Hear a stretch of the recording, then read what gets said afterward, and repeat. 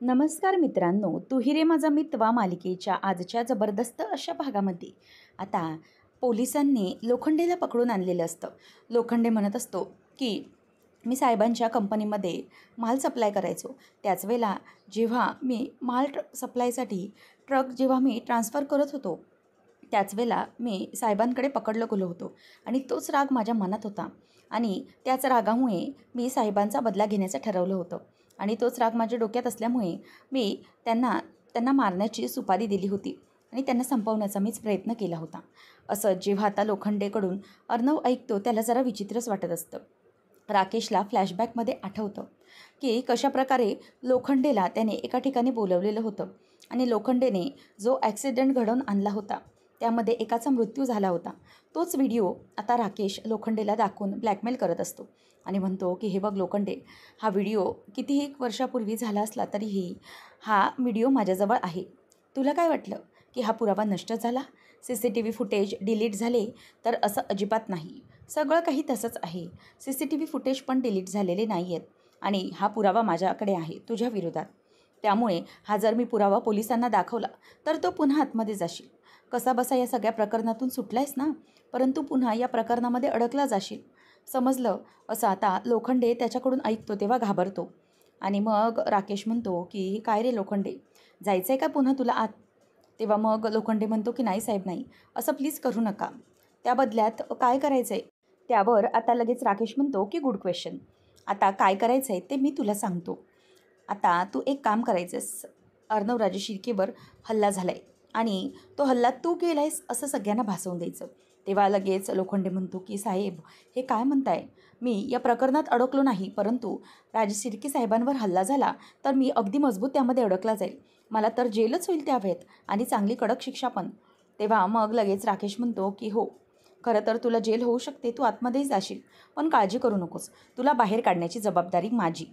फक्त एक काम करायचं, तू सांगायचंस पोलिसांना की हे सगळं तू केलंस, हा हल्ला तू घडवून आणलायस आणि एक कॉन्ट्रॅक्ट किलर आहे तिला तू सुपारी दिलीस.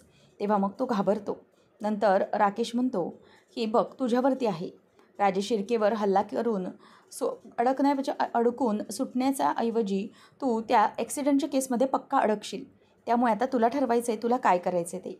तेव्हा तो म्हणतो की ठीक आहे साहेब, मी तयार आहे हे सगळं करण्यासाठी, ही केस मी माझ्यावर घेतो.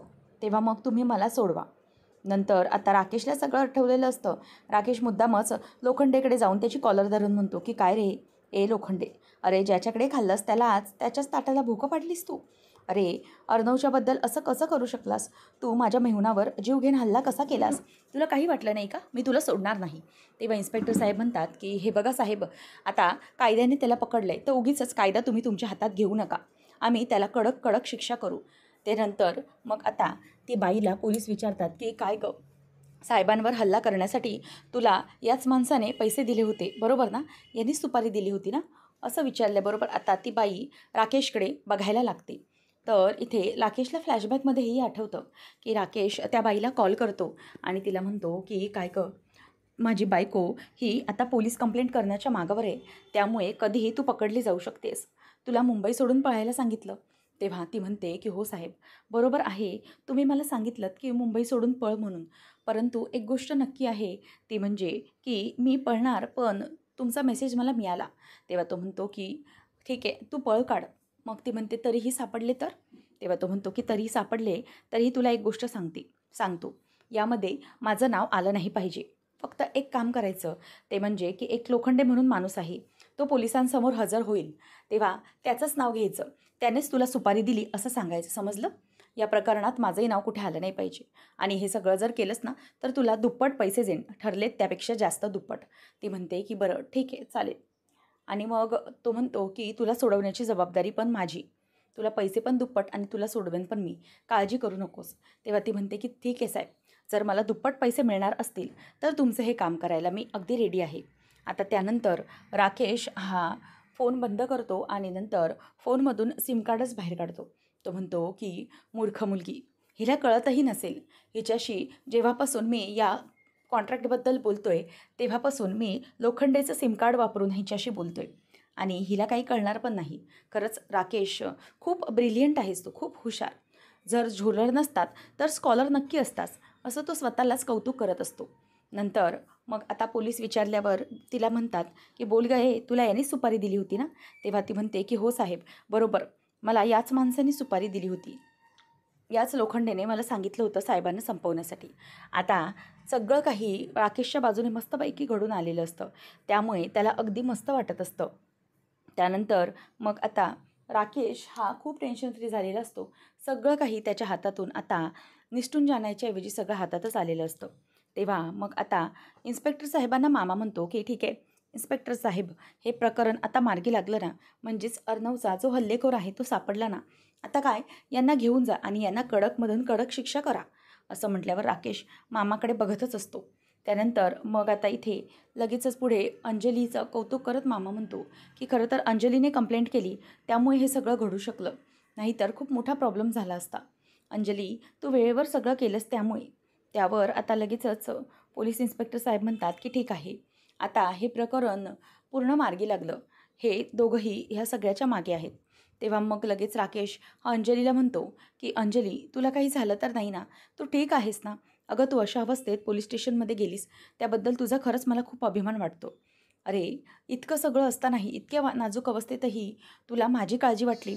माझ्यावर हल्ला करणाऱ्याचं नाव तुला शोधून काढायचं होतं आणि ते तू केलंसच आहे. त्याचं मला खरंच खूप कौतुक वाटतं आहे. त्यावर मग लगेचच अंजली म्हणते की हो, पण किती काही झालं तरी मी ठरवलंच होतं. आज भाऊबीजेच्या दिवशी माझ्या भावावर आणि माझ्या नवऱ्यावर हल्ला करणारा हल्लेखोराला मला काही करून पकडूनच द्यायचं होतं आणि म्हणूनच मी हा निर्णय घेतला होता आणि लवकरात लवकर त्यांना पकडून देण्यासाठी मी हे सगळं केलं.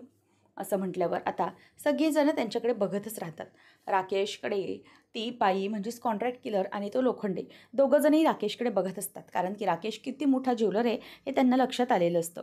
तेव्हा मग आता अंजलीला तो म्हणतो की खरंच तू खूप मोठी गोष्ट केली आहेस अर्णवसाठी आणि माझ्यासाठीही. होणारे अर्णव, तेव्हा अर्णव पण हो असं बोलत असतो. नंतर मग अंजलीला तो म्हणतो की अंजली, स्वतःची इतकी मोठी तू म्हणजे इतका विचार करून आमच्या दोघांचाही खरं तर एका प्रकारे जीवच वाचवला आहेस, कारण की या माणसाला तू पकडून दिलं आहेस. त्यामुळे अंजली, तरच तुझं करावं तेवढं कौतुक लहान आहे, कमी आहे, असं तो तिचं बायकोचंच कौतुक करत असतो आणि मुद्दामच तिला अगदी झाडावर चढवत असतो. हे सगळं ऐकून राकेशचं बोलणं मामाला आणि अर्णवला खरं तर राग येत असतो. नंतर मग इन्स्पेक्टर साहेब म्हणतात की चला, यांना घेऊन चला. नंतर मग सगळेजण जे लोखंडे आणि ती बाई दोघांनाही आता इन्स्पेक्टर साहेब घेऊन चाललेले असतात. आता अर्णवला मात्र धक्काच बसलेला असतो की लोखंडे या प्रकरणात अडकला तरी कसा. अर्णवला मनातल्या मनात वाटत असतं की मला माहिती हे सगळं प्रकरण राकेशनेच घडवून आणलं आहे, पण हे सगळं याच्यामागे या लोखंडेला अडकवलं तरी कसं असेल. तेव्हा वल्लरी म्हणते की खरंच तुमच्या दोघांचं ना, तुमच्या जोड्याचं कौतुक करावं तेवढं कमी. आपली अंजली या नाजूक अवस्थेतही कंप्लेंट करायला गेली पोलीस स्टेशनमध्ये आणि जावई बापू तुम्ही तर अर्णवचा जीव वाचवला आहे. तुम्ही तुमचं खूप मोठं कर्तव्य पूर्ण केलं आहे. खरंच तुमच्या जोडीला कोणाचीही नजर नको लागायला. नंतर मग वल्लरी म्हणायला लागते की अरे अर्णव, हे काय करताय काय तुम्ही? तुम्ही दोघांनी खरं तर अंजलीचे आणि या जावई बापूंचे आभार मानले पाहिजेत. खरं तर इतकं सगळं केलं आहे, त्यांनी जर हे केलं नसतं तर तुमचा जीव वाचलाच नसता. राकेश जे जावई बापू आहेत त्यांनी खूप मोठं काम केलं आहे. तेव्हा मग आता अर्णव त्याला म्हणतो की खरंच जीजू, सॉरी, म्हणजेच मला माफ करा, माझ्यामुळे तुमच्यावरती इतका हा हल्ला झाला, त्यामुळे म्हणजेच माझा हल्ला हा तुम्ही स्वतःवर घेतलात, त्यामुळे खरंच माफ करा मला आणि थँक्यू. तेव्हा असं तो बोलल्यामुळे अंजली म्हणते की अर्णव, अरे वेडा आहेस का तू? थँक्यू काय बोलतोयस? लगेच राकेशही त्याच्या अगदी गालावर हात ठेवून म्हणतो की अरे अर्णव, वेडा आहेस का तू? अरे, तू मेहुणा आहेस माझा, अगदी लाडका मेहुणा आहेस आणि तुला जपणं हे माझं कर्तव्यच आहे रे. किती काही झालं तरीही अरे तुझी कदर करतो मी, किती करतोस तू आमच्यासाठी, म्हणून तुझी कदर आहे मला. असं म्हणून राकेश त्याला मिठी मारून जवळ घेतो. सगळेजण आता आपापल्या वागण्यात असतात, म्हणजेच आपापल्याशी गप्पा मारत असतात. तेव्हा राकेश मात्र त्याच्या कानात हळूच बोलून जातो की काय रे अर्णव, तू पाडव्याच्या दिवशी माझ्या इंदोरी जिलेबीकडून तिचे पाय धुवून घेतलेस, पाया पडायला लावलंस ना, मग आज मी तुला सॉरी बोलायला लावून माझ्यासमोर झुकवलं आहे, बरोबर की नाही? मग आता काय झालं रे अर्णव, आपल्या दोघांचाही स्कोअर 1 बरोबर झाला आहे. दोघंही अगदी व्यवस्थित आहोत आपण, मॅच, कळलं? त्यामुळे आता इथून पुढे आपण दोघंही कोण हरलं नाही आणि कोण जिंकलं नाही, इक्वल स्कोअर आहे, असं तो त्याला बोलत असतो आणि म्हणतो की लक्षात ठेव, हे सगळं खरं तर मी घडवून आणलं आहे, पण बघ कसं फिरवलं आहे सगळं. त्यामुळे अर्णव, तुला लक्षात आलं पाहिजे मी काय करू शकतो ते. असं म्हणून आता अर्णव हा अगदी शांत असतो. तो काहीच बोलून दाखवत नाही. मात्र ईश्वरी आणि मामा दोघांनाही कळत असतं की हा राकेश काहीतरी अर्णवला कानातल्या कानातच बोलून दाखवत आहे, अगदी हळू आवाजात. मामाला तर त्याचा खूप राग आलेला असतो. तेव्हा मामाकडे मुद्दामच राकेश बघतो आणि त्याला डोळा मारून दाखवतो. त्यानंतर ईश्वरी पण त्याच्याकडे रागाने बघत असते. आणि त्यानंतर इथे अर्णवला तो बाजूला करतो आणि हे सगळं खरं तर मी केलं आहे हेच सांगतो. अर्णवला लक्षात आलेलं असतं की राकेशनेच हे मुद्दाम प्रकरण घडवून आणलेलं असतं. नंतर मग आता ईश्वरी ही तिच्या रूममध्येच बसून असते. अर्णवचा मात्र राग अगदी इरेला पेटलेला असतो. अर्णव हा स्वतः सारखं घरातल्या घरातच त्याच्याच रूममध्ये जिम करत असतो, पुशअप्स करत असतो. आणि हे सगळं करत असताना आता त्याला खूप खरं तर त्रास होत असतो, परंतु त्याचा त्रास काही थांबतच नसतो. ईश्वरी आता ते बघून तिला खरं तर खूप वाईट वाटत असतं. ती अर्णवला बऱ्याच वेळा थांबवण्याचा प्रयत्न करते, परंतु तशीच पुन्हा शांत फिरून मागे फिरते. कारण अर्णव हा रागात आहे हे तिच्या लक्षात आलेलं असतं. नंतर मग अर्णवला पुशअप्स करताना आठवत असतं की हे सगळं मी मुद्दाम घडवून आणलं आहे. अर्णव, आपला स्कोर आता बरोबर आहे. तेव्हा मग आता ईश्वरी अर्णवजवळ जाते आणि म्हणते की अर्णव सर, बस करा हो, किती तुम्ही हे सगळं कराल, याने तुम्हाला त्रास होतो आहे, तुम्हाला कळत नाही आहे का? तेव्हा मग आता अर्णव थांबतो आणि म्हणतो की मिस इंदोर, काय करू मग मी? मला कळत नाही आहे, हे सगळं असं इतकं कसं घडू शकतं? मला या सगळ्याचा खूप राग येतो आहे. पुन्हा तो पुशअप्स करायला जातो, त्याला त्रास व्हायला लागतो, धाप लागत असते. ईश्वरी म्हणते की हे बघा अर्णव सर, प्लीज बस झालं. तुम्ही स्वतःच्या शरीराला असं त्रास करून घेऊन काही होणार आहे का सांगा मला? असं काही होणार नाही आहे, त्यामुळे प्लीज तुम्ही स्वतःला होणारा हा त्रास थांबवा. असं नका करू अर्णव सर, प्लीज. हे मला बघवत नाही आहे, तुम्हाला कळतं आहे का? तुम्ही हे सगळं करू नका. आणि ह्या राकेशला पण तेच पाहिजे ना, त्यामुळे प्लीज तुम्ही हे सगळं करू नका, हे थांबवा बघू. आणि हे जे काही सगळं घडलं आहे त्यामधून आपण समजायचं की तुमच्या जीवाला काही धोका निर्माण नाही झाला, ठीक आहे. तेव्हा अर्णव म्हणतो की मिस इंदोर, मला कळतं आहे हे सगळं ना त्या राकेशनेच घडवून आणलं आहे आणि त्याने मुद्दामच लोखंडेला या सगळ्यामध्ये अडकवलं आहे, मला माहिती आहे ना. तेव्हा मग ईश्वरी म्हणते की सर, ठीक आहे, आपल्याला माहिती आहे, पण आता त्रास करून घेऊन काही होणार आहे का, मला सांगा. तेव्हा तो म्हणतो की मिस इंदोर, त्या राकेशमुळे माझ्या ताईला प्रॉब्लेम निर्माण झाला आहे. तिला मला काहीच सांगता येत नाही आहे आणि त्यानंतर तो राकेश हा माझ्या डोळ्यासमोर माझ्या घरात राहतो आहे, तुला त्रास देतो आहे, तर मला त्याचा त्रास होणार नाही का मिस इंदोर? काही बोलतेस तू? तेव्हा ईश्वरीला कळतं की अर्णव खूप चिडलेला आहे. तेव्हा मग अर्णवला ती म्हणते की हे एक मिनिट अर्णव सर, तुम्हाला राग येतो आहे ना त्या राकेशचा खूप? तेव्हा तो म्हणतो की हो, खूप राग येतो आहे मला. आता ईश्वरी विचार करते की काय करू जेणेकरून अर्णव सरांचा राग कमी होईल आणि ते नॉर्मल स्माईल तरी करतील. तेव्हा मग ईश्वरी म्हणते की आयडिया. आणि ती आता तिच्या बेडजवळ जाते आणि तिकडची एक पिलो घेते आणि अर्णवच्या समोर धरून उभी राहते. म्हणते की घ्या अर्णव सर, तुम्हाला त्या राकेशचा खूप राग आला आहे ना, मग ही जी उशी आहे ना तिला राकेश समजा आणि तिला तुम्ही आता गुद्दे मारायला सुरुवात करा, दनादन गुद्दे द्या. जेवढी मनात राग आहे ना तेवढा सगळा याच्यावर काढून टाका. तेव्हा ईश्वरीला तो म्हणतो की miss Indore, what is this is so childish. अजिबात नाही करणार आहे मी, अजिबात नको, मला हे बालिशपणा नकोच आहे. तेव्हा ईश्वरी म्हणते की अहो अर्णव सर, जरा करून तर बघा तरी मग तुम्हाला कसं वाटतं आहे ते. तेव्हा तो म्हणतो की मिस इंदोर, काय चाललं आहे काय तुझं हे? तेव्हा मग ती म्हणते की अर्णव सर, मी तुम्हाला सांगते ना, प्लीज एकदा माझ्यासाठी एकदा हे करून बघा. तेव्हा मग असं म्हटल्यावर अर्णव जरा शांत होतो आणि मग ईश्वरी अगदी घट्ट ती उशी धरते आणि अर्णव सरांना म्हणते की सर चला द्या दनादन. आणि मग अर्णव ईश्वरीकडे बघतो आणि तिचं ते चाइल्डिश वागणंही आता खपवून घेत तो त्या उशांवरती जोरजोरात पंच मारायला लागतो. ईश्वरी आता म्हणते की मारा सर मारा, असं म्हणून आता ते मुद्दामच अर्णवला ते पंच मारायला सांगत असते. आणि त्याच वेळेला आता इथे अर्णव हा ईश्वरीकडे बघतच राहतो आणि ते पंच मारून झाल्यानंतर अर्णवचा जीव अगदी शांत झालेला असतो. आणि त्यानंतर शांत झाल्यानंतर तो म्हणतो, ईश्वरी खरंच तू बरोबर बोललीस का? म्हणजे हे खरंच आहे. खरं तर हे असे पंच मारल्यानंतर मला अगदी फ्री वाटलं. आय एम फ्री नाव. तेव्हा ईश्वरी म्हणते की हो, म्हणूनच तर मी तुम्हाला म्हणाले ना की तुम्हाला बरं वाटेल म्हणून. तेव्हा आता लगेचच ईश्वरी म्हणते की अर्णव सर बघा, फायनली तुम्ही हसलात फायनली, और क्या चाहिए, असं तो बोलून दाखवतो. तेव्हा ईश्वरीकडे तो बघतच राहतो. ईश्वरी म्हणते की तेच तर आहे ना अर्णव सर, तो राकेश ना त्याला असंच वाटतं की कायम आपण त्याच्या भीतीखाली राहिलं पाहिजे. पण तो अर्णव म्हणतो की बरोबर मिस इंदोर, तू बरोबर बोललीस अगदी. हे जे काही फंडा केला ना त्यावरून मला खरंच खूप बरं वाटतंय, म्हणजे हलकं वाटतंय. त्यानंतर मग अर्णव म्हणतो की मिस इंदोर, खरं तर राकेशला आता पण आपल्याला एकत्र असं हसताना पाहिलं असतं तर ते बघून त्याला खूप राग आला असता ना, खूप जळाला असता, जेलस झाला असता. ईश्वरी म्हणते की हो अर्णव सर, मी तुम्हाला तेच तर सांगण्याचा प्रयत्न करते ना, की तो राकेश त्याला असं हेच हवं आहे की आपण त्याला घाबरून राहिलं पाहिजे, आपण घाबरलं पाहिजे, आपण एकमेकांपासून लांब राहिलं पाहिजे. हेच तर त्याला हवं आहे आणि तेच आपण त्याला करून द्यायचं नाही आहे. आपल्याला तेच त्याला करून द्यायचं नाही. त्यामुळे आता एक गोष्ट आपण नक्की करायची. आता ते म्हणजे त्याच्यासमोर मुद्दाम आपण हसायचं, आनंदी असल्यासारखं दाखवायचं आणि खूप आनंदी राहायचं एकमेकांसोबत. तेव्हा अर्णव म्हणतो की येस मिस इंदौर, ही तर तुझी आयडिया एकदम परफेक्ट वाटते मला. नंतर मग ईश्वरी म्हणायला लागते की अर्णव सर, असं जर आपण केलं ना, तर मात्र नक्कीच काहीतरी चांगलं होईल. किती काही झालं तरी आपण दोघांनी एकमेकांसोबत हॅपी राहायचं. आणि हे बघूनच त्या राकेशची चांगलीच जळेल आणि मग त्या आतल्या आत तो कमकुवत बनेल आणि त्याचे जे काही प्लॅन्स असतील ना, ते सगळे फ्लॉप होतील. कारण की आपण एकत्र असू. तेव्हा Miss Indore, you are correct, असं म्हणून तो ईश्वरीसमोर हात धरतो आणि म्हणतो की चल, आता यासाठी तू आणि मी दोघंही एक टीम झालो आहे. आता या टीममध्ये आपण दोघंही असणार आहे. त्यामुळे किती काही झालं तरीही आता आपण हे करायचंच. त्या राकेशला आपण एकत्र मिळून धडा शिकवायचा, असं तो बोलून दाखवतो.